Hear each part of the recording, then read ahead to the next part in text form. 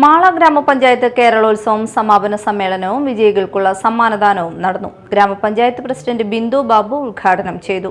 നമ്മുടെ വേദികളിൽ നമ്മൾക്ക് കയറാൻ സാധിക്കാത്ത ആ സമയങ്ങൾ വിട്ടുപോയതിന്റെ ഒരു പശ്ചാത്തലത്തിൽ നമുക്ക് വീണ്ടും ആ വേദികളിലേക്ക് കയറാനും നമ്മുടെ തലമുറകളെ വാർത്തെടുത്തുകൊണ്ട് വളർത്തിയെടുത്തുകൊണ്ട് അവരുടെ കലാപരമായ കഴിവുകളെ കോർത്തെടുക്കാനായിട്ടുള്ള ഒരു സമയം കൂടിയാണ് കേരളോത്സവം.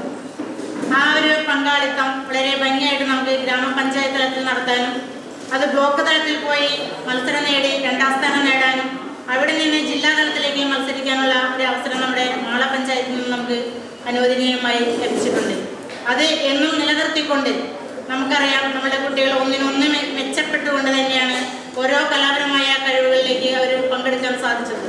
ഇന്ന് വിദ്യാഭ്യാസ രംഗത്ത് മൂല്യം വളർത്തിക്കൊണ്ട് പോരുമ്പോൾ സംസ്ഥാന സർക്കാർ വിദ്യാലയങ്ങളെല്ലാം മികവിന്റെ കേന്ദ്രമാക്കി മാറ്റുമ്പോൾ അതിലെ മികവായിക്കൊണ്ട് തന്നെ നമ്മുടെ വിദ്യാർത്ഥികളും അധ്യാപകരും ഒറ്റക്കെട്ടായി നിൽക്കുന്നതിന്റെ ഭാഗമായിട്ടാണ് ഇന്ന് നമ്മൾക്ക് ഇങ്ങനെയുള്ള ഓരോ വേദികൾ പങ്കിടാനായിട്ട് സാധിക്കുന്നത്.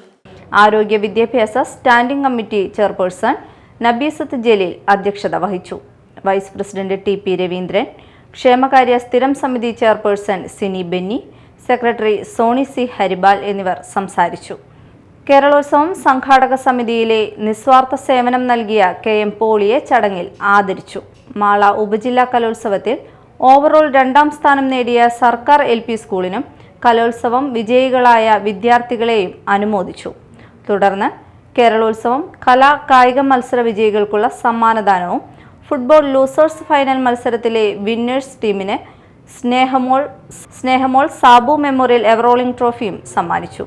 Ward member Sabu Paul Edattukaran സമ്മാനദാനം നിർവഹിച്ചു.